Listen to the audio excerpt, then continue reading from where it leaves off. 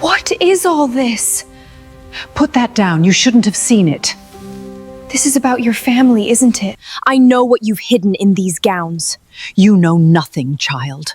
The stains, the secrets in the seams. You will be silent. No.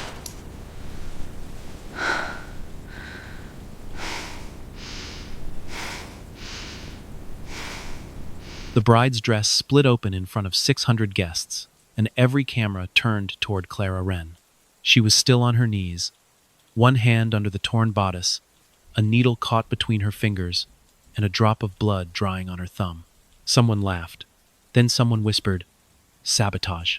The word moved faster than the security guards. Clara did not stand. She did not defend herself. Poor women learned early that panic made rich people feel correct. Above her, Serafina Cole, the bride, stood frozen beneath a cathedral-length veil, her hand pressed against her collarbone, as if the pearls around her throat had tightened. At the end of the aisle, Julian Ashford watched without moving, his black tuxedo perfect, his face unreadable. His mother smiled. That was what made Clara's stomach turn cold. Vivienne Ashford stood in the front row in white gloves, calm as a woman watching rain behind glass. Not shocked, not angry. Prepared. "Miss Wren," Vivienne said, her voice soft enough to sound polite and sharp enough to cut. "Step away from the bride." 2 security men approached. Clara looked down at the tear. Silk did not lie. A dress ripped by accident pulled outward. A dress damaged by a careless hand puckered around the wound. But this lining had been opened from the inside, then closed again with a pale blue thread so fine it nearly disappeared under the beading. This was not a mistake. This was a message waiting for an audience. The nearest guard reached for Clara's sewing kit. She moved before he touched it. With her gold-handled scissors, Clara slid one blade beneath the blue thread and cut. Snip.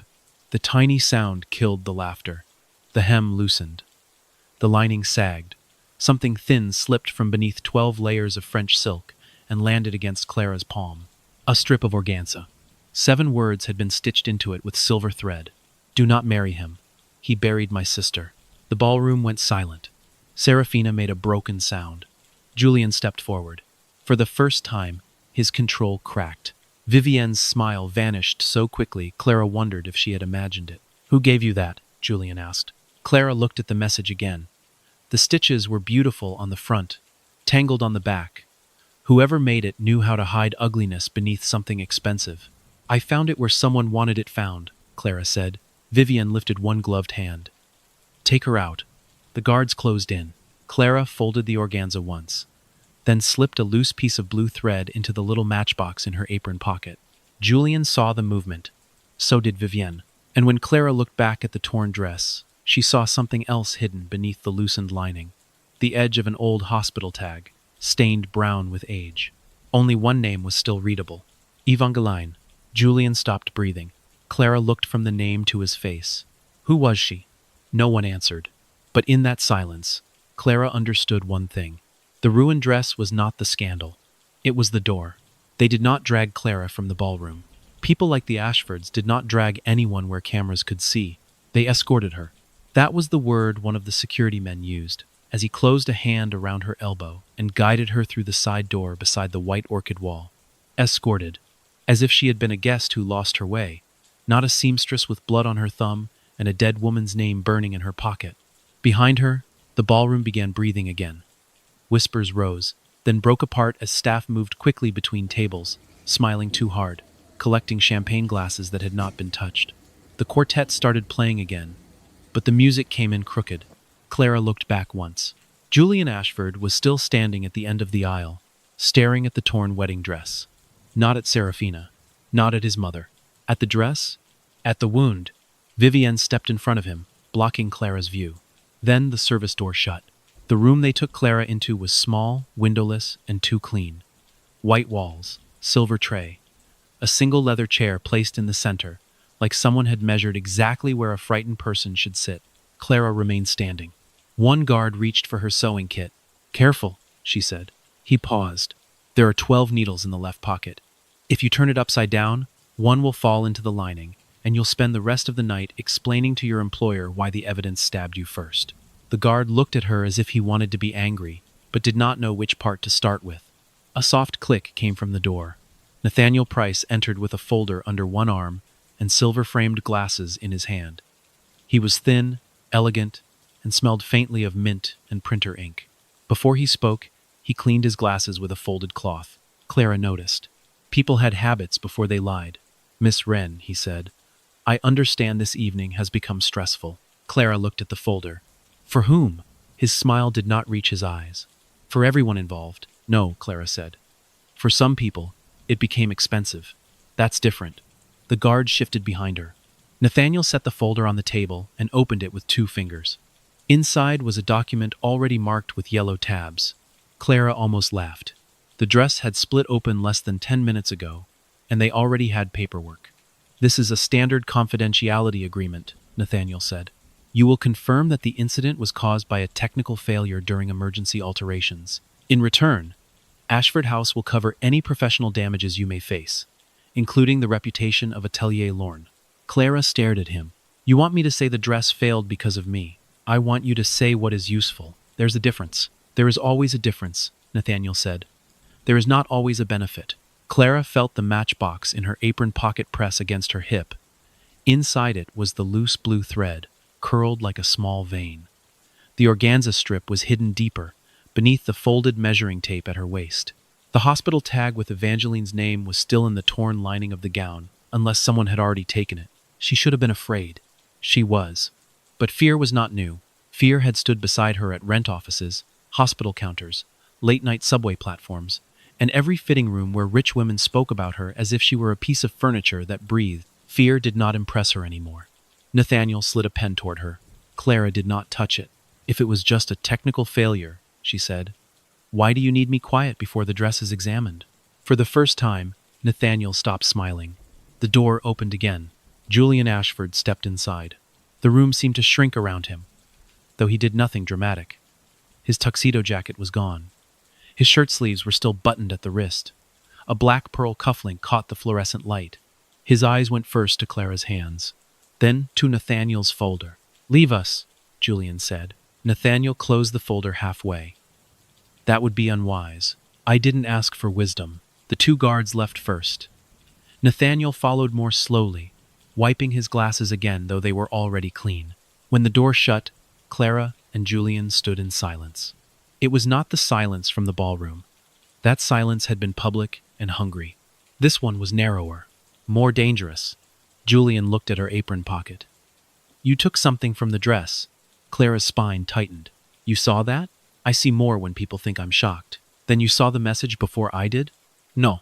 The answer was immediate. Too immediate. Clara studied him. His face was controlled, but control had seams too, around his mouth. At the edge of his left eye, in the way one hand remained open at his side, as if he had ordered it not to become a fist. "Who was Evangeline?" Clara asked. Julian looked away. Only for a second. But Clara caught it.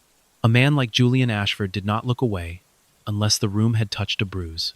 "My sister." Your mother didn't look surprised. "Vivienne is not my mother." That came out colder. Clara filed it away. "Stepmother, not mother." Old wound, still bleeding under expensive cloth. Julian stepped closer to the table but did not sit. "I need the strip of organza." "No." His gaze sharpened. "Miss Wren." "Clara." "Clara," he said, and somehow her name sounded more dangerous in his voice than Miss Wren had. "You are standing inside a private wing of Ashford House with evidence that could turn a wedding scandal into a criminal allegation. You do not understand the size of the machine you just stepped in front of." Clara gave a small, tired smile. "Men like you always think machines are impressive because you own them." He watched her. "And what do women like you think? That machine's jam when the smallest thread gets caught in the wrong place." Something changed in his expression. Not softness, not yet. Attention. Real attention. Before he could answer, the door opened without a knock. Vivienne Ashford entered. She had removed neither her gloves nor her diamonds. In the harsh light of the service room, she looked less like a wedding hostess and more like a judge who had already signed the sentence. "Julian," she said, "the guests are being told the ceremony is delayed due to a minor wardrobe incident." Clara looked at her. "Minor?" Vivienne turned. For 1 second, Clara saw it again. Not surprise, not fear. Recognition. Vivienne knew the blue thread. She knew the message had not come from Clara, and she was still going to bury it. "Young woman," Vivienne said, "you are in a room far above your station." Clara felt the sting, but she did not lower her eyes. "My station is wherever the torn fabric is." Julian's mouth moved almost imperceptibly. Vivienne did not appreciate it. "You will hand over what you removed from the gown," she said. "You will sign Mr. Price's document. You will return to your little shop with a generous payment and a valuable lesson about entering rooms that were not built for you." Clara's fingers brushed the matchbox through her apron. The blue thread waited inside. So did the first answer. "No," Clara said. The word was quiet. It still landed. Vivienne stared at her as if a chair had spoken. Julian did not move. Clara looked between them, then toward the closed door beyond which 600 guests were waiting to be told which lie they would be served with dessert. "I'll examine the dress," Clara said. "In front of him. Not your lawyer. Not your guards. Him." Vivienne's eyes narrowed. "And why would my son agree to that?" Clara looked at Julian. "Because if that name means anything to him, he wants to know whether I found an accusation." She paused, feeling the shape of the truth before saying it. "Or a trap." Julian's control cracked again. Just enough. Vivienne saw it too, and for the first time since the dress split open, she looked afraid. Not of Clara. Of what Clara might teach Julian how to see. The dress was no longer on the bride. That made it worse. On Serafina, the gown had looked wounded. On the mannequin in the private preservation room, it looked like evidence. Clara stood before it with her sleeves rolled to her elbows, her sewing kit open on a stainless steel table beside her. The room was built for expensive emergencies. White walls, white floor, white gloves in sealed packets. A climate control panel glowing blue beside the door. No flowers, no music. No guests pretending scandal was something that happened to other people. Julian stood 3 feet behind her. Close enough to watch. Not close enough to help. Vivienne had not wanted to leave. Clara had watched the older woman weigh the room, the dress, the son she did not own by blood but still commanded by habit. Then Julian had said, quietly, "You taught me crisis control. This is me controlling one." Vivienne had looked at him as if he had returned a knife by the handle instead of the blade. Now only Clara and Julian remained. "And the dress. Do not touch anything unless I ask," Clara said. Julian's gaze moved to the gold-handled scissors in her hand. "You give orders easily for someone who was nearly arrested 10 minutes ago. I give instructions when fabric is involved. This is not fabric anymore." Clara looked at the torn bodice, the loosened lining, the blue thread coiled like a secret vein. "No," she said. "It isn't." She slid her fingers beneath the inner seam. Slowly, carefully. The gown had been made with obscene skill. Every pearl was anchored twice. Every bead was balanced to fall under candlelight. The outer layer told one story: purity, wealth, surrender, spectacle. The inside told another: uneven tension at the waist, a hidden opening beneath the left rib, a second layer of stitching older than the rest of the gown. Someone had altered the dress weeks ago, maybe months. Then someone else had reopened it recently and failed to hide the pressure marks. 2 hands. 2 secrets. Clara picked up a magnifying glass. Julian watched the back of her neck. She could feel it. "Say what you see," he said. "No." His jaw tightened. "Clara, I'll say what I know. Not what I'm still guessing. Useful distinction. Expensive one." His eyes held on her for a second too long. Clara bent over the hem before the look could become something she had to name. She lifted the blue thread with tweezers and pulled it free by a 1/4 inch. It did not fray like ordinary silk. It had a faint metallic resistance. Not silver, not cotton, a custom blend, probably made for luxury embroidery. The color was strange. Blue from a distance, gray up close, almost green when it passed under the surgical lamp. She had seen it before. Not today. Not here. Her fingers stopped. Julian noticed. "What?" Clara did not answer. She reached into her apron pocket and took out the matchbox. It was old, soft at the corners, printed with the faded logo of a Queen's diner that no longer existed. Inside were 3 loops of thread she had collected that week. Ivory from Serafina's emergency fitting, champagne satin from a bridesmaid's hem, and now the Ashford blue. She did not open the older boxes. Not yet. Julian looked at it. "You collect scraps?" "I keep things people drop before they understand they've dropped them." "That sounds like a habit that gets people sued." "It has gotten me paid more often." She placed the blue thread inside and closed the matchbox. Julian's gaze lingered on her fingers. Why does that thread matter? Because it wasn't used to make the gown beautiful. Clara touched the hem. It was used to mark where someone could open it again. Something shifted behind Julian's eyes. Mark it for whom? That's the question you should have asked before your lawyer brought out paper. The corner of his mouth moved, but this time there was no almost smile. Clara turned back to the gown. Near the torn lining, the old hospital tag had been caught under a thin stitch, as if someone had tried to secure it without damaging it. She eased it loose with the tip of a needle. Julian stepped closer.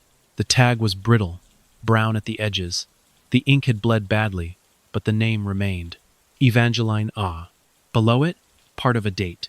13 years ago. Clara placed the tag on a clean cloth. Julian did not reach for it. A man like him probably knew better than to touch evidence. But his hand changed shape at his side. Open. Closed. Open again. She was my half-sister, he said. His voice had lost polish at the edges. Clara kept her eyes on the tag. Was? She left. Clara looked at him then. He hated the look. She could tell because his face became colder. That is what I was told, he said. By Vivienne? He did not answer. Clara nodded once. Then it's not an answer. It's a seam someone handed you already pressed flat. Julian stared at her. For a second, Clara thought she had gone too far. Then he looked away first. She was engaged, he said. Not to me, to a man useful to the family, older, connected. The wedding was announced, then cancelled. 3 weeks later, she was gone. Vivienne said Evangeline had chosen to leave rather than embarrass the family. Did you believe that? I was 22. That isn't what I asked. His jaw tightened. The room hummed around them. Climate control, refrigerated air, a wedding dress on a mannequin, a dead woman's name between them. Yes, he said. Not loudly. Not defensively. Worse, honestly. Clara looked back at the tag. The ink had faded, but someone had protected the name, hidden it inside another woman's wedding dress, waiting for a seam to split, waiting for someone with small enough hands and low enough status to be looking down when everyone else looked at the aisle. Clara swallowed. I need to go to my atelier. No. The word came too fast. She turned. Julian had stepped closer without meaning to. You are not leaving with evidence from my family's wedding. Your family's wedding just accused you of burying your sister. That is exactly why you are not leaving alone. I didn't say alone. His eyes narrowed. I need my old thread boxes, Clara said. I've seen this blue before. Not on Serafina's dress. Somewhere else. Where? If I knew that, I wouldn't need the boxes. Julian studied her like a contract written in a language he did not trust. You expect me to let you walk out of Ashford House carrying evidence that could destroy us? No, Clara said. I expect you to follow me because you don't trust me. That's cleaner. This time, he did almost smile. It vanished quickly.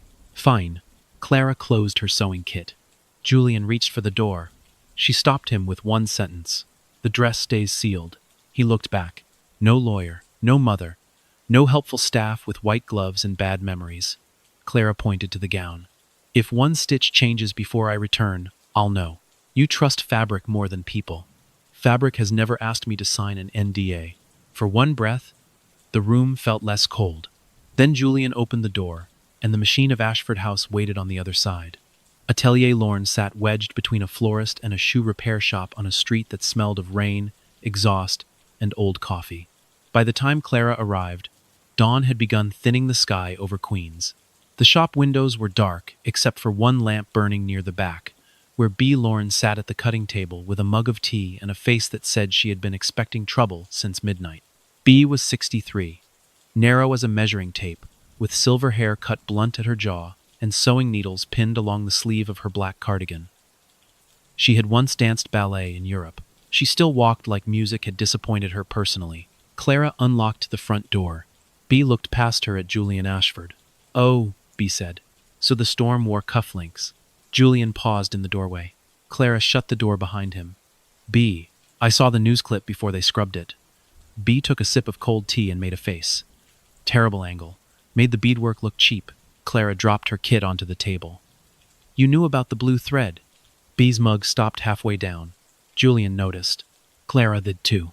B looked at the rain-blurred window instead of either of them. There are many blue threads in the world. Not that one. Silence. The shop was crowded, with half-finished gowns hanging from ceiling rails, muslin mock-ups pinned onto forms, veils wrapped in tissue, and boxes labeled by brides who all wanted to look effortless after 40 hours of labor by women they would never invite to the reception. Clara went to the old cabinet beneath the pressing station. B said, "Don't open that." Clara's hand froze on the drawer pull. Julian looked from one woman to the other. "What's in it?" "Rent," B said. Clara pulled the drawer open. Inside were dozens of matchboxes. Some from restaurants, some from hotels, some blank. Each one labeled in Clara's small handwriting with a date, a bride's name, and a note. Waist taken in after crying fit. Hem mud from garden photos. Sleeve torn by mother. Blood on train. Not brides. Julian did not speak. Clara began sorting. Her fingers moved faster than her breathing. Blue, blue, blue. Where had she seen it? Not Serafina. Not the senator's daughter. Not the Vanderbilt renewal gown. Not. She stopped. A matchbox from 8 months ago. Ashford House charity gala. Emergency repair. Vintage dress. Private client. Paid cash. Inside was a single strand of pale blue thread. Same color. Same resistance. Clara held it, under the lamp, beside the fresh thread from Serafina's gown. They matched. Julian leaned closer. "Whose dress?" Clara read the label again, though she already knew. No name? B? B closed her eyes. Clara's stomach tightened. B. The older woman set down her mug with both hands. Her fingers were stiff at the knuckles. "It came in after midnight," Bia said. "No bride, no fitting. Just a dress in a black garment bag and a man who said the hem needed closing before morning." "What dress?" "A wedding dress," B said. "Old, preserved, not meant to be worn." Julian's face had gone still again. Clara whispered, "Ashford?" B did not answer. That was answer enough. Julian stepped toward the table. "Who brought it?" B gave him a tired look. "Mr. Ashford. When men in expensive coats come in after midnight with cash, they don't usually provide family trees. You repaired evidence." B's eyes sharpened. "I repaired fabric. You hid. I kept my shop open," B snapped. The room went quiet. B's hand shook once. She curled it around the mug until it stopped. Clara softened despite herself. "What did you see?" B looked at her then, not at Julian, at Clara. "There was something in the lining. I didn't remove it. I didn't read it. I closed what I was told to close, and I hated myself politely for 8 months." Clara slid the 2 blue threads side by side into a fresh matchbox. B watched the movement. "You should burn those," she said. "No. You have your brother." Clara looked up. Julian's gaze moved quickly to her. Clara hated that Bia had said it in front of him. "Milo has nothing to do with this." B's face folded with something too old to be simple fear. People like them don't need things to have something to do with anything. They only need you to love it. Julian's eyes darkened. Not offended. Worse, recognizing the method. The bell above the shop door rang. All 3 turned. Milo Wren stood in the doorway with a paper bag of breakfast rolls in one hand and a half-dismantled pocket watch in the other. He was 17, all elbows and wary eyes. With curls he cut himself, and a tremor in his right hand he pretended did not exist by always keeping it busy. He looked at Clara, then at Julian. Then, at the wedding dress, evidence spread across the table. "Please tell me," Milo said, "you didn't steal from a bride." Clara exhaled. "Not today. That's the kind of answer that makes me want to sit down." Milo placed the bag on the counter and came closer, gaze flicking over the threads. His eyes were better than his hands. Always had been. The tremor made watch repair difficult, but it had taught him patience. He could look at a tiny gear longer than most grown men could look at their own mistakes. "What is it?" he asked. "Thread," Clara said. "That's like me saying a clock is circles." He leaned in. Julian watched him carefully. Milo picked up the fresh matchbox without touching the thread. "This one's forced." Clara blinked. "What?" "The twist." Milo pointed with the tip of a watch screwdriver. "See? It wants to coil one way, but it's been pressed the other. Like someone wound it wrong to make it fit." Clara stared. A gear forced into place. A message made to accuse one person. A seam designed to fail at the altar. She turned to Julian. "The message may not be true the way it was written." Julian did not look relieved. He looked worse. "Explain," he said. Clara picked up the organza strip and turned it over. "The front says you buried someone's sister. Clean letters. Dramatic. Meant for cameras once found, but the back is a mess. The tension is wrong, like the thread was pulled by someone copying another hand. Forged embroidery? Julian asked. Maybe, or altered. Someone may have taken an older message and changed who it accused. Milo looked between them. So the dress is lying? Clara shook her head. No, she said. The dress is telling the truth badly. A knock struck the glass. Not loud. Not friendly. Nathaniel Price stood outside the locked door with two men in gray coats behind him. Milo stepped back instinctively. Clara moved in front of him. Julian noticed. Something in his face hardened. B whispered, "Told you." Julian crossed the shop and opened the door before Nathaniel could knock again. Nathaniel looked mildly surprised to see him. Only mildly. "Julian," he said, "your mother is concerned. How fortunate for her to have a hobby." Nathaniel's smile thinned. "This situation requires containment." "You mean burial?" Nathaniel glanced at Clara. "Words matter," Clara said. "Yes," Nathaniel replied. "They do. Which is why Miss Wren should be careful about using them in connection with families who can afford definitions." Milo muttered. That sounded expensive. Clara touched his wrist to silence him. Nathaniel entered without invitation. The gray-coated men remained outside. He placed a card on the counter. "Not for Clara. For Milo." "I understand you are interested in horology apprenticeships," Nathaniel said. Clara went cold. Milo frowned. "How do you know that? It is my job to know what matters to people." Julian stepped closer. "Nathaniel." The lawyer ignored him. "There is an excellent restoration program in Geneva," Nathaniel continued. "Difficult to enter, easier with sponsorship." Milo looked at Clara, then away. Pride and longing crossed his face so quickly Clara felt both like a knife. Nathaniel placed a second card beside the first. A medical billing office. Clara's throat tightened. "Outstanding debts can become inconvenient," he said, "or disappear." B's teacup rattled once against the table. Clara did not move. Nathaniel finally looked at her. "One signature, Miss Wren. One statement. Technical failure. No hidden accusation. No stolen thread. No public speculation about deceased or missing members of the Ashford family." Julian's voice cut in, low and dangerous. "Leave," Nathaniel sighed. "You are too emotionally close to this. To my dead sister? To liability." Julian took one step forward. Nathaniel did not flinch, but he did clean his glasses. Clara saw it. "Lie coming." "Your mother wants her safe," Nathaniel said, looking at Julian but aiming at Clara. "Both of them. Miss Wren and her brother. She is prepared to be generous." Clara laughed under her breath. Everyone looked at her. "Generous," she said. "That's what rich people call a locked door when the room has good furniture." Julian turned to her.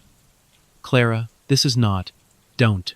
The word came out sharper than she expected. His face closed. Good, she thought. Let it. She gathered the matchboxes and slid them into her apron. "I'm not signing." Nathaniel looked almost sad. "Then you will be made unreliable." "I already am," Clara said. "Poor women usually are until someone needs their hands." Milo looked at her like he wanted to be proud and terrified at the same time. Julian turned back to Nathaniel. "Tell Vivienne, I am taking Miss Wren to the archive. You do not have authority to— I own 42% of Ashford House and enough guilt to be unpleasant with. Try me." Nathaniel's glasses stopped halfway to his face. For the first time, the lawyer looked unsure. Not defeated. Just inconvenienced by a fact he had not priced correctly. 20 minutes later, Clara sat in the back of Julian's car with the matchboxes in her lap, and Milo's worried face still burning behind her eyes. Julian sat beside her, not touching her, not speaking. The car smelled of leather and rain. Not danger, not safety. Something between. Clara hated that she noticed. "You should have told me about your brother," Julian said. She stared out the window. "I don't file my loved ones under leverage. I could protect him. That sentence is exactly why I didn't tell you." He was quiet. The city slid past in steel and wet light. "I do not mean to make you disappear," he said. Clara looked at him then. He sounded almost confused by the possibility that protection could look like erasure. "That's the problem," she said. "Men like you don't have to mean it. You have rooms for it, lawyers for it, drivers, suites, accounts. You can make a woman vanish and still call it care." Julian's jaw flexed. "I am trying to keep you alive. I'm trying to stay in my own life." The words hung between them. Not soft, not romantic, but real enough that neither of them looked away. Ashford House Archive was not beneath the hotel. It was above it, The elevator climbed past guest floors, private residences, event suites, and a members-only club where nobody looked at Clara directly. At the top, Julian entered a code into a brass panel beside a door with no sign. The archive opened with a sigh of cold air.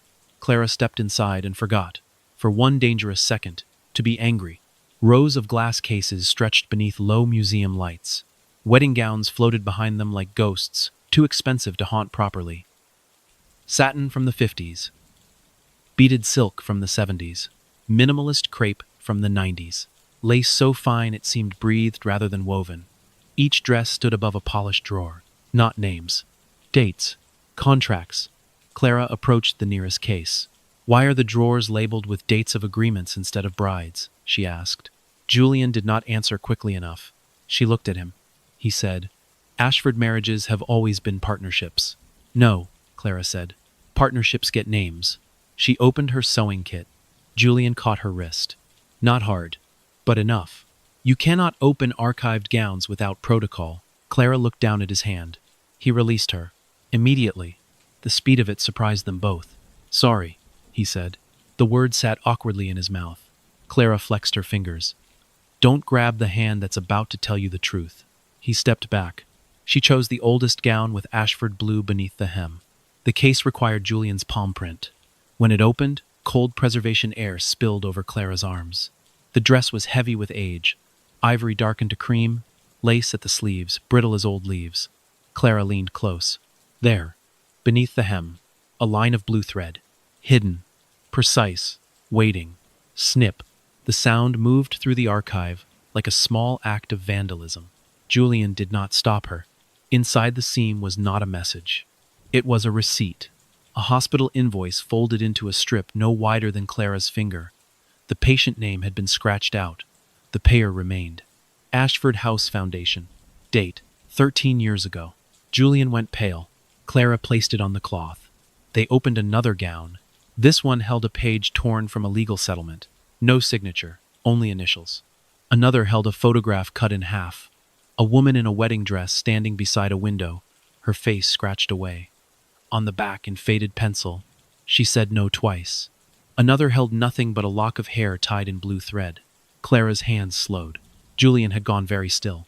Not cold now. Still the way people became when some inner room had collapsed and the body had not received instructions yet. "Julian," Clara said. He did not answer. A small leather wallet had fallen from his jacket pocket onto the archive floor. Clara bent to pick it up. A cracked pearl button slipped out. Julian turned sharply. "Don't!" She froze. The button lay between them, no bigger than a coin, split across the center. Clara should have stepped back. Instead, she crouched, picked it up carefully, and held it under the light.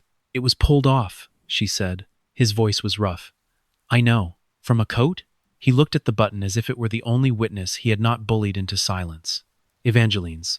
The night she left. Clara waited. "She came to the house," Julian said. "Not through the front. Service entrance. I was drunk, angry, stupid. She said she needed help. I told her, if she wanted to embarrass the family, she should do it without making me watch."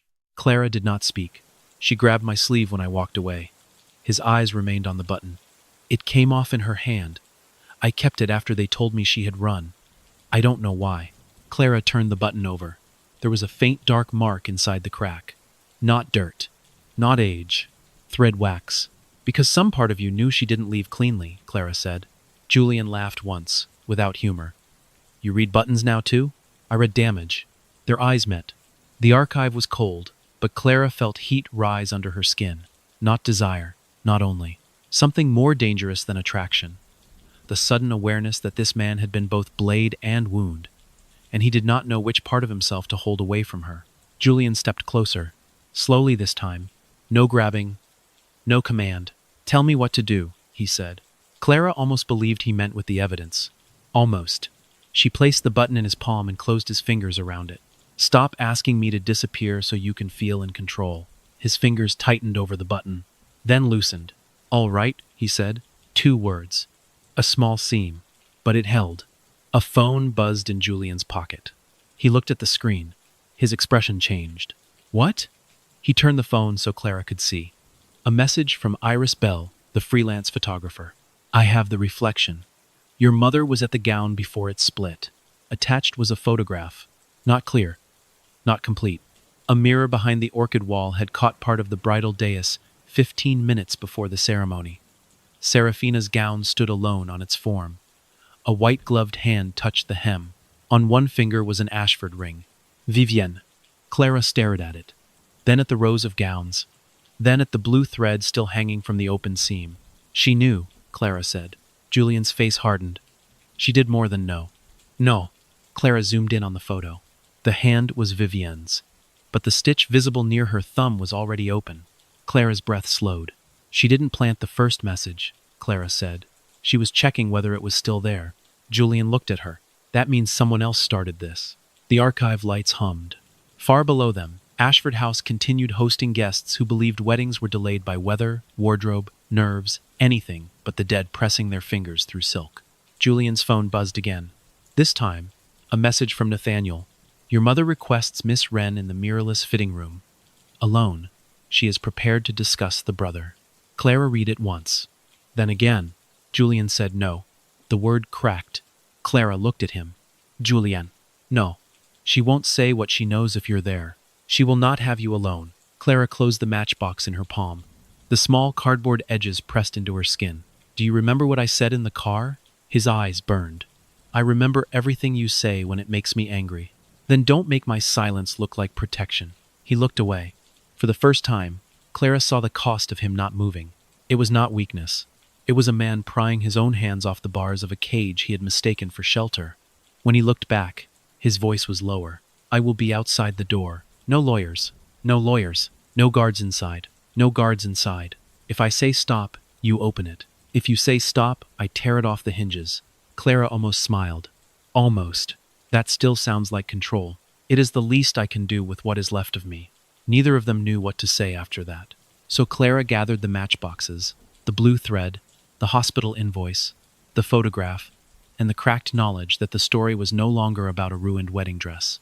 It was about every woman who had stood in Ashford white and learned that beauty was easiest to preserve after the truth had been removed.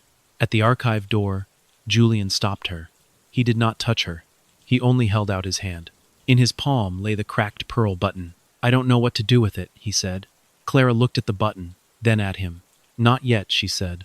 She walked past him into the corridor. Behind her, Julian followed at a distance. For once, not leading, not shielding, just close enough to hear if she called his name. The mirrorless fitting room was softer than a prison had any right to be. No bars, no locks that Clara could see, no cold metal chair waiting in the center, just white walls padded in silk, a circular platform beneath a warm ring of light, and curtains falling from ceiling to floor in clean, silent folds. There were no mirrors. That was the first thing Clara noticed. A fitting room without mirrors was not built for a bride to see herself. It was built for everyone else to decide when she was acceptable. Vivienne Ashford stood beside the platform with her gloves still on. Behind her, 3 wedding gowns hung from brass hooks, each wrapped in translucent muslin. They looked less like dresses than bodies waiting under sheets. Clara stepped inside. The door closed behind her. She did not hear Julian leave. She did not hear him come in. That mattered. Vivienne watched Clara notice the room. Most girls find this space calming. Most girls? Most brides? Vivienne corrected smoothly. Clara set her sewing kit on the small table by the wall. She kept the matchboxes in her apron pocket. The cardboard edges pressed into her hip. Why no mirrors? Vivienne touched the pearl clasp at her wrist. A woman in distress should not be forced to watch herself become unattractive. Clara looked at the platform. At the faint circular scratches around its base, so many shoes had turned there. So many hems had been pinned, corrected, lowered, tightened. So many women spun slowly, while others judged whether their fear photographed well. That sounds thoughtful, Clara said. Vivienne's eyes sharpened. Clara did not look away. A small table had been set beside the platform. On it rested a silver tray with tea, a fountain pen, a cream envelope, and a folder that did not need Nathaniel's face to belong to him. Vivienne moved toward it. I dislike unnecessary cruelty, she said. Clara almost smiled. You hide it well. Vivienne poured tea into one porcelain cup, only one. She did not offer it. I was not always an Ashford, she said. You may find that difficult to imagine. No. That made Vivian pose. Clara ran one thumb over the seam of her apron. People who are born into rooms like this don't watch the exits so carefully. For the first time, something like irritation touched Vivienne's mouth. Then it disappeared. Yes, she said softly. You see more than is good for you. She placed the folder on the table and turned it toward Clara. Your brother's medical debt, cleared by morning. Clara's lungs tightened. She did not move. Vivienne placed a second paper beside it. A registered apprenticeship for him with Laurent Mercier in Geneva. A real watchmaker, not a man in a subway booth who repairs batteries and calls it craft. Clara felt her pulse move into her throat. Milo would pretend not to want it. He would make a joke about Swiss clocks being smug. Then he would take the letter to his room and stare at it until the paper softened at the folds. Vivienne placed a third document down. Atelier Lorne. Purchased and transferred to your name. No rent increases, no debts, no dependence on women who pay you late and speak to you badly. The room had become too quiet. Clara looked at the papers. Not touching them was harder than she expected. She had prepared herself for threats. Threats had edges. You could bleed from them and know where you had been cut. This was worse. This looked like mercy. Vivienne watched her with the patience of a woman who had won many rooms by letting people desire their own surrender. All of this, Clara said, for one signature? For one correction. There's a difference. Vivienne smiled a little. You are very attached to differences. Seams are made of them. Then understand this one. Vivienne stepped closer. There is truth and there is freedom. Women without money should never confuse the two. The words landed quietly. They landed deep. Clara looked at the gowns under their muslin covers. Is that what someone told you? Vivienne's face did not change, but her right hand tightened on the back of the chair. Clara had seen hands confess all night. Vivienne turned away and picked up the pen. You will say the gown failed because of a technical alteration error. No message, no old hospital tag, no accusation, no Evangeline. Clara's fingers curled. There it was. Not shock, not denial. Vivienne knew exactly which name had been found. You remember her, Clara said. Vivienne's eyes lifted. Evangeline was difficult to forget. Did she come through this room? All Ashford brides come through this room. She wasn't an Ashford bride yet. That was part of the problem. Clara heard something move beyond the door. Julian. A board settling. A shoe shifting. A man teaching himself not to enter. Vivienne heard it too. Her gaze slid to the door for half a breath, then back to Clara. He is listening, she said. Yes. And you trust that? No, Clara said. But I asked him to try. Something almost like amusement passed across Vivienne's face. Men like Julian do not try, Miss Wren. They manage, they contain, they purchase. If he seems different tonight, it is because guilt makes men romantic for a few hours. Clara hated how close the sentence came to a fear she had refused to name. Vivienne saw that too. Of course she did. She moved closer, her voice lower. He will protect you until protecting you costs him more than losing you. Then he will do what Ashford men have always done. He will call it necessity. Clara looked at the papers again. Milo Safe. B's shop safe. Serafina released quietly. Julian spared. The story folded flat. The dead returned to drawers. Her hand moved toward the pen. Not because she believed Vivienne. Because exhaustion had weight. Because debt had teeth. Because love for a younger brother could make cowardice look like wisdom. Her fingers touched the pen. Outside the door, Julian made no sound. Clara almost wished he would. A command. A refusal. A rescue. Something she could resent enough to make the choice easier. But he stayed outside. Damn him. Damn him for listening. Clara picked up the pen. Vivienne's eyes softened. That softness was the cruelest thing in the room. Then Clara saw it. Not on Vivienne. Behind her. A pale blue thread at the hem of the oldest gown under the muslin sheet. Clara's hand stopped. Vivienne followed her gaze. Too late. Clara set the pen down. Slowly. What is behind the curtain? Preserved gowns. From weddings? From history. Clara crossed the room. Vivienne's voice sharpened. Do not touch those. Clara did not stop. She pulled the muslin from the first gown. Dustless satin gleamed under the soft lights. Old ivory. High collar. Long sleeves. A gown from decades before Serafina was born. At the inner hem, half hidden beneath lace, was Ashford blue. Clara moved to the second gown. Blue thread. The third. Blue thread. Her heartbeat slowed. Not from calm. from the terrible clarity that comes when fear has no more useful work to do. How many? Clara asked. Vivienne stood very still. Clara turned. How many women? Vivienne looked at the gowns, and for 1 second she was not the woman in white gloves. She was younger, tired, cornered, a bride without a mirror. Then the mask returned. Enough to keep this family alive. Clara felt something cold move through her. Not surprise. Grief. Vivienne stepped forward. You think you are uncovering cruelty. You are uncovering architecture. Every powerful family is built from rooms where someone stopped screaming before the guests arrived. Clara's hand found her scissors. The gold handles were warm from her palm. This room, Clara said, isn't for calming brides. Vivienne's chin lifted. Clara looked at the circular scratches around the platform. It's where you repair them. Careful. No. Clara moved to the oldest gown.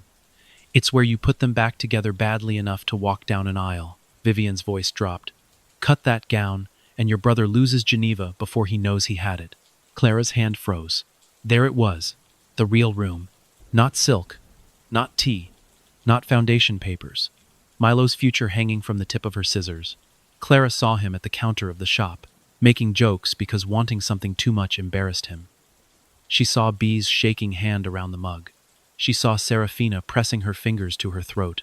She saw Julian outside the door, holding himself back, like restraint could bruise. And she saw the gowns. Women without mirrors. Women without names. Women preserved as proof that the family had survived them. Clara closed her eyes for 1 second. When she opened them, her hand was steady. Snip. The blue thread broke. Vivienne did not move. The hem loosened. Something slipped out and fell against the platform. Not paper, a strip of silk. On it, words had been embroidered in brown thread that had once been red. I said no before the flowers arrived. Clara picked it up with both hands. Behind her, Vivienne said nothing. Clara moved to the second gown. Snip. A folded note fell out, brittle with age. He calls it nerves when I call it fear. Third gown. Snip. A torn photograph. A woman in a veil, face turned away from the camera, one hand gripping a windowsill so tightly her knuckles were pale. On the back, in pencil, tell my daughter I did not leave because I was weak. Clara's throat tightened. Evangeline. Not the only one. Not even the beginning. Vivienne's face had gone pale beneath its careful powder. You have no idea what you are doing, she said. Clara looked at the scattered fragments on the white platform. No, she said. But I know what you did. Vivienne laughed once. It was not amused. It was wounded. What I did? She stepped closer. I was 18 when they put me in a dress I could not breathe in. My mother cried because she was proud. My father cried because the debt was gone. My husband smiled for the papers and did not look at me again until someone told him I was carrying a useful child. Clara did not move. Vivienne's voice stayed low, but something raw leaked through it now. You think I invented the room? I inherited it. I learned where the locks were. I learned who held the keys. Then I became the person no one could lock inside. And then you locked it from the outside. Vivienne slapped hair. The sound cracked through the soft room. Outside, Julian hit the door once. Clara. His voice was controlled badly. Clara held up one hand toward the door, though he could not see it. Don't. Silence. Her cheek burned. Vivienne's breathing had changed. Her glove trembled once, then stilled. Clara touched her face with 2 fingers. No blood. Good. Blood on white fabric ruined a dress. Blood on skin could wait. Vivienne looked at the hand she had struck with. For the first time all night, she looked older than her diamonds. Clara bent and gathered the silk strip, the note, the photograph. She placed them beside the folder Vivienne had offered. Then she took out her matchbox. The little cardboard box looked ridiculous on the polished table beside documents worth more than her life. She opened it anyway. Blue thread, ivory thread, scraps from gowns no one had thought important enough to fear. You missed something, Clara said. Vivienne's eyes lifted. You taught everyone to look at the bride, the veil, the smile, the ring. You forgot someone would look at the seams. Vivienne's mouth tightened. And what will you do, seamstress? Walk into the ballroom and tell 600 people that Silk has been gossiping? No. Clara closed the matchbox. I'll show them where you hid the mouths. She moved toward the door. Vivienne stood in her way. For one breath, they faced each other. The woman who had survived by becoming the lock, and the woman who had just found the cut in it. Vivienne whispered, He will not choose you over his name. Clara felt the ache of that land somewhere under her ribs. Maybe true, maybe not. But it was no longer the question that mattered most. He doesn't have to choose me, Clara said. He has to choose whether he keeps lying when the door is open. She stepped past Vivienne. This time, the older woman did not stop her. Clara opened the door. Julian stood outside with one hand braced against the wall, the other closed around his phone so tightly his knuckles had gone white. Nathaniel stood several steps behind him, expression flat, glasses already in hand. 2 guards waited near the end of the corridor. Julian's eyes went first to Clara's cheek, then to the fragments in her hand. His face changed. Not rage, not pity, recognition. He looked into the room behind her, at Vivienne, at the gowns with their opened hems, at the platform scattered with things women had not been allowed to say. Clara waited for him to step in front of her. He did not. His jaw moved once. Then he lifted his phone. The press, he said quietly, not to Clara, not to Vivienne, but to Nathaniel. Bring them back to the ballroom. Nathaniel blinked. Julian, now. Vivienne appeared in the doorway behind Clara. You will destroy us, she said. Julian looked at her. For the first time, Clara saw the boy he must have been when Evangeline came to him through the service entrance with a torn coat and no one left to ask. No, he said. You already did that. I am only canceling the music. Vivienne's face twisted. Just once. Then it smoothed. Nathaniel did not move. Julian turned to him. If one camera is missing, if one guest is escorted out before Clara speaks, if one employee is told to clean a thing, I will hand your entire settlement archive to Iris Bell before midnight. Nathaniel cleaned his glasses. Slowly. Then he stepped aside. Clara looked at Julian. He did not touch her. Did not ask if she was all right. Did not say he was sorry in the hallway where it could be too small for what had happened. He only moved half a step back, leaving the corridor open. Her choice. Her feet. Her voice. Clara walked past him toward the ballroom, with the fragments held against her chest and the matchbox in her pocket.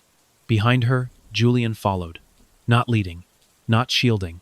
Close enough that when her knees almost weakened near the service stairs, his hand lifted. Then stopped before touching her. Clara noticed. She kept walking. By the time Clara returned to the ivory room, the wedding had been repaired. That was the first horror of it. The torn flowers had been replaced. The spilled champagne had vanished. The carpet runner had been straightened until it looked untouched by panic. The quartet was playing again, something soft and expensive, the kind of music chosen by people who believed silence could be arranged. 600 guests turned. Some looked annoyed. Some looked thrilled. Most looked relieved to have a scandal they could pretend not to enjoy. Serafina stood near the altar in a temporary silk wrap, her ruined gown removed, but her veil still pinned to her hair. Without the dress, she looked smaller, not less beautiful, more human. One hand rested again at her collarbone. Vivienne entered behind Clara. Julian followed. The room took in the order of them and misunderstood it. Poor seamstress, powerful mother, billionaire groom, a family correcting an inconvenience. Nathaniel Price stepped forward before anyone could speak. His glasses were spotless. His folder was closed. His face carried that polished sadness lawyers wore when burying someone politely. Ladies and gentlemen, Nathaniel began, we apologize for the delay. A technical issue with the gown. No. Julian's voice cut through the music. The quartet stopped. Nathaniel turned slowly. Julian. Julian did not look at him. He looked at Clara. Then he stepped aside. Not in front of her. Aside. The smallest movement in the room. The largest one Clara had seen from him all night. You will hear her, Julian said. A murmur moved through the guests. Clara felt it brush against her skin. Doubt, hunger, judgment. A room full of people waiting to see whether she would shake. She did. Her knees were not steady. Her cheek burned, where Vivienne had struck her. Her thumb throbbed beneath the dried bead of blood. The matchbox in her pocket felt suddenly too small to hold what it held. Then Serafina lifted her eyes. Not pleading. Watching. Clara walked to the long signing table, where the marriage contract had been arranged beneath white roses. She set down the first strip of silk, then the second, then the hospital tag, then the photograph. Last, she placed her matchbox in the center. It looked absurd there, cheap cardboard among crystal, silver, orchids, and legal paper thick enough to feel like skin. Clara opened it. The blue thread lay inside. This, she said, is not decoration. No one spoke. She picked up the thread with tweezers from her sewing kit. Her hand shook once. She waited until it stopped. This thread was hidden inside Serafina Cole's wedding gown. Not on the outside, not where cameras could see. Inside the lining, near a tension point. That means the dress was built to open at the right moment. Someone near the back whispered, "Built?" Clara looked toward the sound. "Yes," she said. "Built." Vivienne stood very still. Clara placed the blue thread on a folded napkin and set another beside it. This thread came from an archived Ashford wedding gown repaired 8 months ago at Atelier Lorne. This one came from a gown upstairs in the Ashford archive, this one from another, and another. She laid the pieces one by one. Blue, blue, blue. The room leaned toward the table despite itself. Clara had seen that before in fittings. A bride pretending not to care while watching every pin. A mother pretending not to control while counting every inch. People always looked when fabric began telling them what bodies had hidden. These threads were used to mark openings in the lining of wedding gowns, Clara said. Not every gown, only certain ones. Gowns connected to contracts, settlements, disappearances. Women who were called unstable, difficult, emotional, ungrateful. Vivienne said, "You have no right to say that." Clara looked at her. "No," she said. "They did." She unfolded the first silk strip. "I said no before the flowers arrived." No one laughed now. The second note. "He calls it nerves when I call it fear." Serafina's hand tightened at her collarbone. Clara placed the torn photograph beside the messages. This was hidden in a preserved gown upstairs. On the back, someone wrote, "Tell my daughter I did not leave because I was weak." Julian's face went white. He knew before Clara said the name. "Evangeline Ashford," Clara said. A flash went off. Then another. Julian did not stop them. Vivienne turned toward the photographers. No photographs. Nobody moved. Iris Bell stood near the side aisle, camera raised, her eyes not on faces but on hands. Clara saw the lens catch Serafina's fingers, twisting the edge of her veil. Julian's hand open at his side. Vivienne's gloved fingers curling into the seam of her sleeve. Hands confessed first. Clara understood that now. Maybe she always had. Nathaniel took one step forward. "Miss Wren is not qualified to authenticate." "No," Clara said. "I'm qualified to tell you a gown has been opened. I'm qualified to tell you a seam was closed by someone trying to hide the strain. I'm qualified to tell you when a dress is asked to lie." She looked around the room. The guests were silent in the way wealthy people became silent when they realized the servant knew where the stain was. "This was not one scandal," Clara said. "It was a method." Vivienne's voice was low. "Careful." Clara turned to her fully. For a second, she saw the woman from the mirrorless room. Not the hostess. Not the queen of Ashford House. The girl who had once been put into a dress she could not breathe in and told survival was the same thing as obedience. Clara's voice softened. "That made it worse. You knew what the room was," she said, "because someone put you in it first." A murmur moved through the guests. Vivienne's expression flickered. "Do not presume to understand me." "I don't," Clara said. "But I understand repairs. Some people mend a tear. Some people hide it so tightly the next woman bleeds where they were cut." Vivienne's face hardened again. "Good." The mask was safer than the wound. Serafina moved then, small at first. She reached up and touched the veil pinned into her hair. Her mother, seated in the front row, whispered sharply, "Sarah." Serafina stopped. For one breath, she looked like a portrait deciding whether to become a person. Then she pulled the veil free. The pins fell onto the marble. Tiny silver sounds. 1, 2, 3. The room watched them scatter. "I don't want to be preserved," Serafina said. Her voice was thin, but it was hers. Clara closed her eyes for half a second. When she opened them, Julian was looking at Serafina with something like grief and respect tangled together. Vivienne said, "You are frightened." Serafina looked at her. "Yes." The honesty struck harder than defiance. "Yes," Serafina repeated. "I am." No one knew what to do with a bride who admitted fear without apologizing for it. Julian walked to the signing table.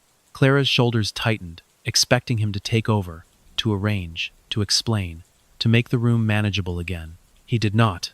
He picked up the marriage contract and closed the folder over it. Then he placed it aside. "The ceremony is cancelled," he said. A violent whisper broke through the guests. Serafina's father stood.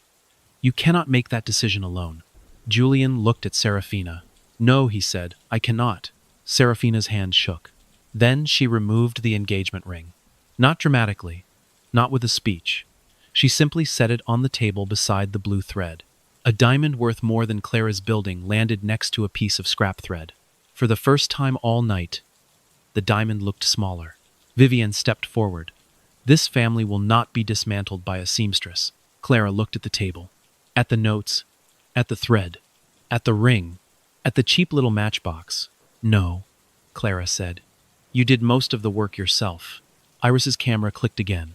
This time, Clara did not flinch. Julian turned to the room. My sister Evangeline did not vanish because she was weak, he said. His voice nearly broke on the last word, but he did not repair it.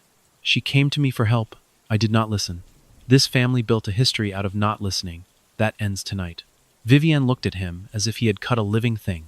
You think truth will make you clean? Julian's hand closed once, then opened. No, he said. But hiding it made us rotten. Clara felt the room shift. Not toward justice. That would be too easy. Toward consequence. Phones came out. Cameras rose. Nathaniel whispered urgently to someone from the legal team. Serafina's mother began crying without letting tears touch her makeup. B, standing in the service doorway where Clara had not noticed her before, pressed one hand to her mouth. Milo would see this by morning. Maybe tonight. Maybe he would be proud. Maybe he would be afraid. Both would be fair. Clara gathered the threads back into the matchbox, except one. One strip of Ashford blue she left on the white tablecloth. Not hidden. Not folded. Not sewn inside anything. Vivian stared at it. Clara looked at her one last time. Some seams should not be repaired, she said. Then she turned from the table and walked out of the ivory room. No one escorted her. No one stopped her. For the first time that night, the door opened because she pushed it. By morning, Ashford House had learned the difference between silence and quiet. Silence was what Vivian had purchased for years. Quiet was what remained after the truth walked into a ballroom and everyone realized they had helped decorate the lie. The hotel did not close. Powerful places rarely collapsed in one dramatic movement. They adjusted. They issued statements. They replaced flowers. They moved guests to private exits. They turned off some elevators and opened others. They called it an internal review, then a family matter, then a historic misunderstanding, then an ongoing legal process. But people had filmed the blue thread. They had filmed Serafina removing her veil. They had filmed Julian Ashford stepping aside for a seamstress in a black dress with blood on her thumb. And Iris Bell's photograph went everywhere before noon. Not Clara's face. Not her tears. Here, Clara's hand on the white tablecloth, placing a cheap matchbox beside a diamond ring and a strip of Ashford blue. Faces could be explained away. Hands were harder. 3 days later, Vivian Ashford resigned from the foundation board to protect the dignity of the institution during a difficult period. That was what the statement said. Clara read it on B's cracked tablet at Atelier Lorne while hemming a plain courthouse dress for a bride who kept apologizing for not having a big budget. B snorted over her tea. Protect the dignity. That woman could set a room on fire and call the smoke architectural. Clara did not smile. Not because it was not funny, because tiredness had finally found her.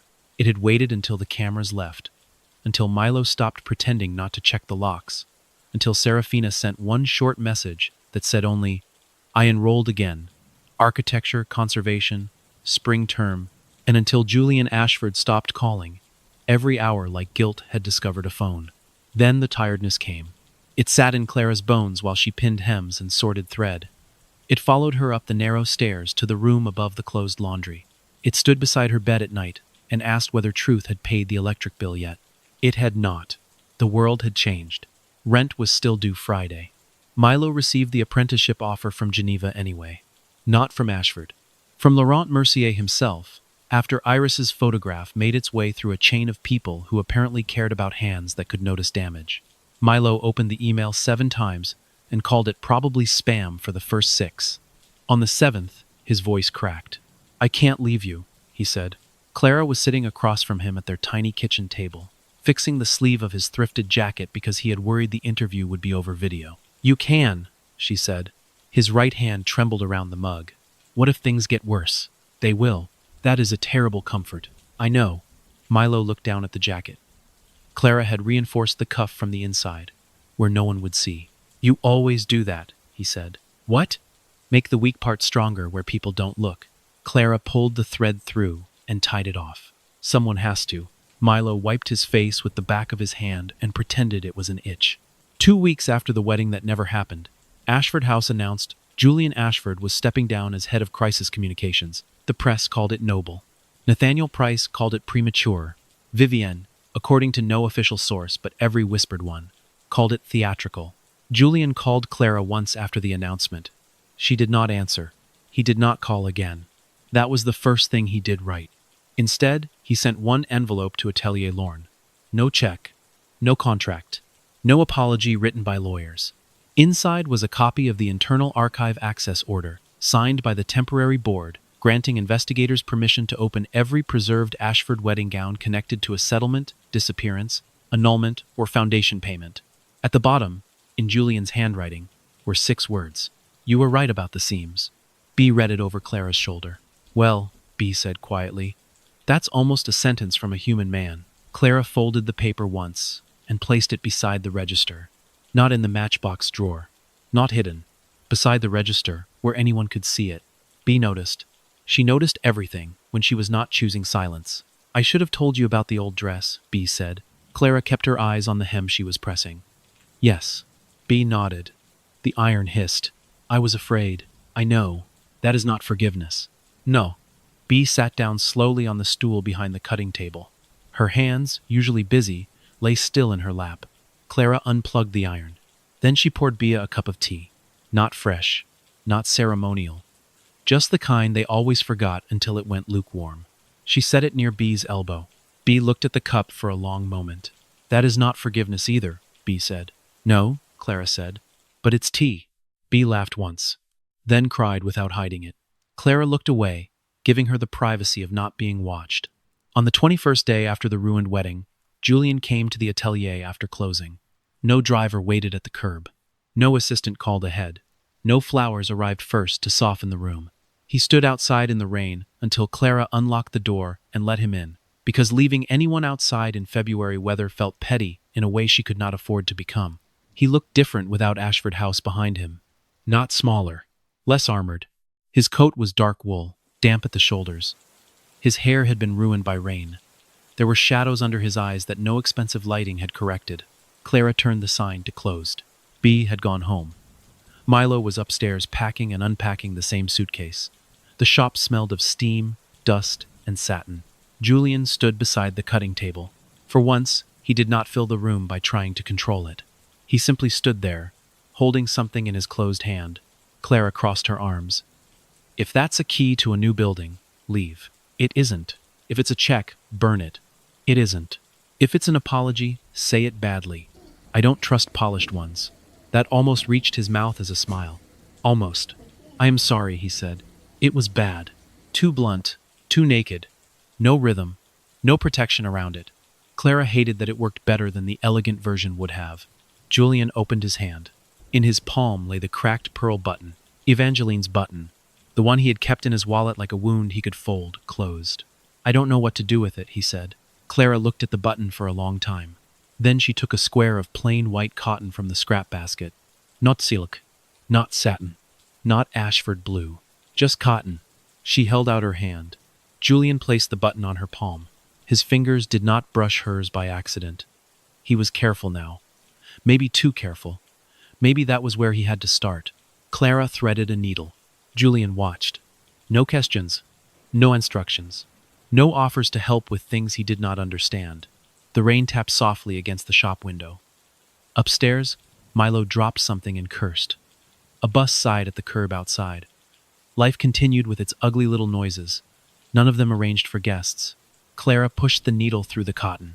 The button resisted at first. The crack had made the holes uneven. She adjusted the angle and tried again. Julian's voice was low. Can it hold? Clara pulled the thread through. If you don't keep yanking it out to prove it still hurts. He closed his eyes briefly. She made 4 stitches, then 6, then a knot on the back. Not beautiful. Strong. She handed the cotton square to him. He did not take it. You keep it, he said. Clara shook her head. No. A shadow crossed his face.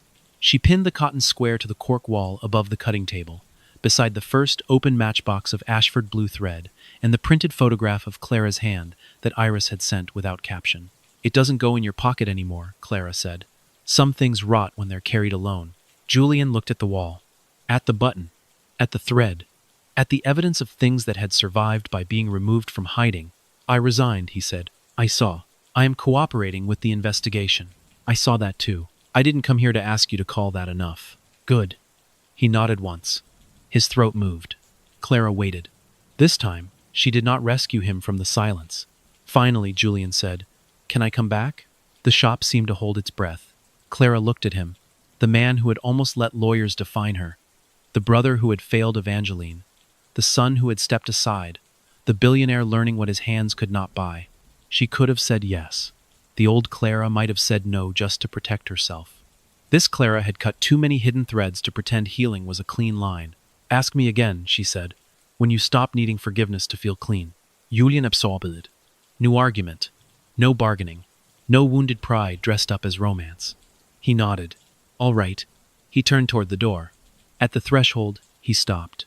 "Clara." She looked up. "Thank you for not repairing the dress." For some reason, that came closer to undoing her than the apology. She picked up her scissors and trimmed the loose end of thread from the cotton square. Snip. The sound was small. This time, it did not open a wound. It finished a stitch. Julian left. Clara locked the door behind him. Then she stood in the dim atelier, surrounded by unfinished gowns that no longer looked like cages, only fabric, waiting to become whatever the next woman asked of it. On the cutting table, one loose piece of blue thread remained under the lamp. Clara reached for the matchbox, then stopped. For years, she had kept fallen threads in little boxes because she believed small truths needed hiding until they were useful. She looked at the blue thread, at the unlocked gold scissors beside it, at the button on the wall. Then she left the thread where it was, in the open, under the light. A week later, a bride came in with a dress too tight at the ribs. "My mother says it's supposed to feel like that," the bride whispered. Clara looked at the gown, then at the girl. "No," she said, reaching for her pins. "It isn't." Outside, the city kept moving. Ashford House kept bleeding headlines. Vivienne kept her silence, though no one paid as much for it now. Serafina sent a photograph of a model building made from white cardboard and blue pencil lines. Milo boarded a plane with a watchmaker's loop in his pocket and cried only when he thought Clara had turned away. Julian did not call, but every Thursday, one envelope arrived at Atelier Lorne from the investigation office, not addressed to Clara as witness. Not Clara Wren, Seamstress. Just Clara Wren. Inside each envelope was a copy of one more opened archive record. One more name, one more woman returned from the lining. Clara filed them in a new box, not a matchbox, a proper archive box, acid-free, labeled in black ink. Not Ashford, not scandal, names. And when she closed the shop each night, she passed the cork wall where the cracked pearl button held its little square of cotton. Some days she hated it. Some days she touched it. Most days, she simply let it stay. Because not every broken thing needed to become beautiful. Some only needed to stop being hidden.